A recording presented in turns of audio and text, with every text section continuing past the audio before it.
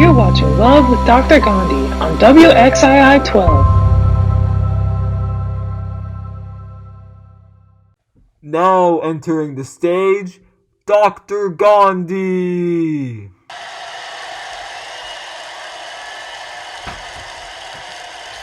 Hi. Thank you very much. Thank you. Hello, welcome back to another episode of The Love Doctor with Dr. Gandhi. On this week's episode, I've decided to answer a few questions I found on the subreddit r/RelationshipAdvice. The first question comes from Reptile Enthusiast 1, asking, what are some fun and cheap ways to show your significant other how much you love them? Now this is a question I get quite often, so I have an arsenal of answers to supply you with. My personal favorite is edible arrangements. Who wouldn't love something that barely looks like a flower and has subpar taste at best? The Simply Edible Bouquet is about 50 USD, so it should be in your price range. If that isn't up your alley, I would suggest sending a very long text. This wouldn't have much meaning, but lots of filler, and people would seem to think you care about them when you really don't. This, in essence, is a very good idea. Trust me, you could even throw some poopy scoop in the middle, and people would still eat it up. The next question comes from Throw Radarak, asking, my husband spit on me the other day. Huh? Is this forgivable? To put it simply, no. What kind of fiend would treat somebody like that? Unless he's like a horse or something, you should totally dump him. As I once studied from the great Aphrodite, don't let your mans treat you like a trumpet. Now let me warn you, the next one might be a little triggering. My vegan girlfriend wants to get rid of the cat. There's a lot to unpack here. The important thing I want you to know is that you've made a mistake. Any love doctor you could go to would tell you that if you're dating a vegan, your karma is all off. Vegans are like the peels of bananas, the places you avoid tasting. Once in a while, you'll get funky and say, the hell of it, I want to heat the whole nanner. But trust me, you're wrong. You don't want to do that. On top of that, cats are like lifelong friends. Well, besides the part where they're not. Look, I don't know what the ins and outs of your cat's personality is like, but you gotta keep that pussy tight and close. Alright, here's the next one from Anonymous. My boyfriend won't unload the dishwasher and I think it's the final straw. Alright Susan, before you go ahead and pull the plug, listen to me. Maybe Jared just doesn't know how to use the dishwasher. Maybe when he saw Transformers in 2005, he was just so scared he couldn't even touch it. Lucky for him, I can help. Now Jared, we're live on the scene at the dishwasher, and I'm here to help you today to figure out how to exactly unload the dishes. First step is always opening the dishwasher. It may seem like a difficult one, but hopefully we can get it down quickly. I like to do double hand action just in case we're not strong enough. It is a bit of a menace.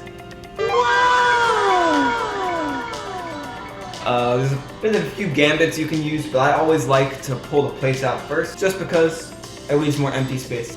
I'm gonna get up and go put this plate away. Alright, I find a great tip to unloading the dishwasher is always get your knees into it. I find myself never being able to get low enough to get to these plates, but true athletes like me are able to get down here, get our knees, get our full abdomen core, and lift up these plates. They'll put them back at home.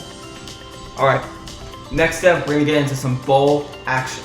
I like to go with hands inside the bowl. Lift up, return, come home to Jesus. Do a few steps again, hands inside, lift up to Jesus. Make a dance out of it. It's a great tool, and I hope you can learn. I think we've gotten this bottom section down pretty good. Let's move up to the top row, the double decker. Obviously, we have more bowl action, we've gone over that. But next up is the glasses, probably the toughest section we've faced so far.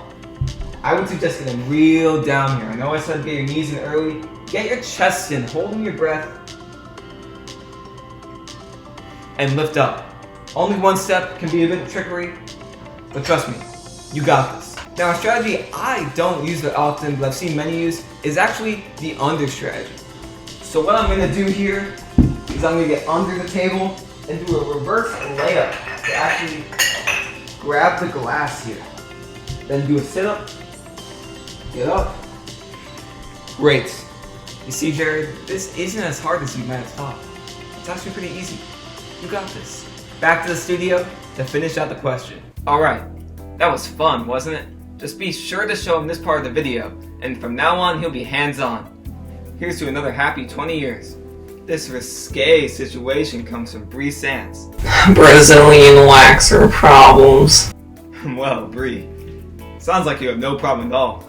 Have a good time. Alright, this question comes from Sappho Lira, asking, my girlfriend doesn't like the same video games I do, and I'm struggling to connect with her on this vast distance during the time we don't live together. Thanks for the question, Sapphire. I personally find this one a bit of a doozler. Of course, I don't know your personal interests, but I would recommend Super Mega Baseball 2. If we're talking about a game to unite us all, Super Mega Baseball 2 is perfection. The bats, the players, the mojo. Talk about the climax of the human civilization. Now for one to reach the gamers of the world, my girlfriend's obsession with Pokemon is embarrassing me. Now, this message I have goes out to the woman more than the man in this scenario. Dump him. Who in the world would dare to mess with something as beautiful and precious as Pokemon? When I drew this shiny hollow purloin through McDonald's, I found my lifelong love. And ever since, I've been waiting, holding back, for the perfect moment to pop the question and the cherry. Don't let this man get in your way. You, be you. Be great. This question comes from Anonymous. My girlfriend's grandfather is a Michelin star chef, and he's visiting. I have to cook for him, and I don't even know how to cook. What the fuck am I supposed to do? Now, Anonymous, lucky for you, I've been preparing the secret recipe for my entire life. Let's go to the kitchen and see my secret recipe. Alright, we're live on the scene in the kitchen. I'm going to show you the first step to making my epic recipe. I like to always start out by opening the freezer and grabbing the first ingredients. Alright, now we're at the oven, and my main goal today is to teach you how to cook the secret ingredient. First step, take the secret ingredient out of the box. We don't need this anymore, so it's fine. Alright, and now we're going to insert it into the cast iron grill and set it on high heat at toast grillage. Now, while that's running, let's go do some other cooking things. Alright, now we're over here in the secondary zone, and the first ingredient you're going to need is some Capri Sun. I've got scissors. Now it's time to open this vessel. Alright, make sure to get a good amount in this bowl right here. Oh yeah. Alright, okay. I would say about a 3/4 cup is probably good. You know what everybody says. What goes perfect with Capri Sun? Milk. So we're gonna add a dash of milk. And along with milk, you know what goes great? Deep from the south, we got some Texas Pete's.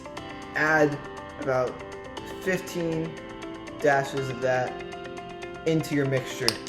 And as the final step, we're gonna go ahead and throw in some rice. And now we're gonna go ahead and mix this all together so we get all the flavors to blend. Alright, the secret ingredient is done in the cast iron, so I'm going to take it out and transfer it onto the skillet. Alright, now we got the skillet going. Let's go ahead and place our waffle in there. This is a technique for a bit of advance, but let's see if you can do it as well. Perfect. What a great flip we had there. Wow. We're not going to do any more though, because only one is necessary. Alright, that looks like our secret ingredient is done. So I'm going to take it up, put it on the plate, and I'll catch you at the table. Alright, now I'm here at the table. We got our dip and the secret ingredient. I'm going to go ahead and chop up a piece of the ingredient. So we go ahead and put it in the dip. Oh yeah, nice and crunchy. Just how I like the secret ingredient. And I'm going to go ahead, put it in the dip.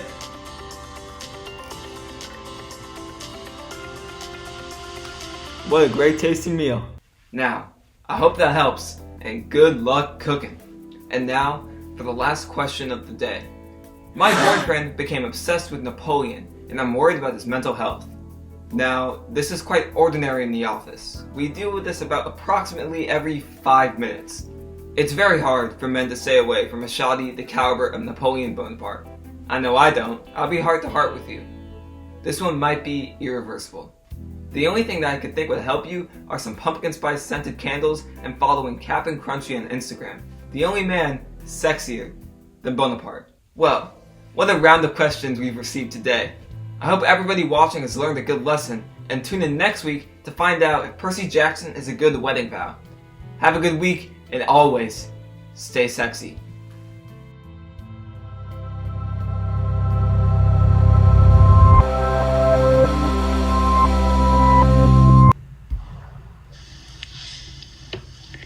Good morning. It is a messy start to your Friday out there. Take a look outside. We're looking at temperatures and radar at the same time right now because we're seeing rain, and that's not a huge problem.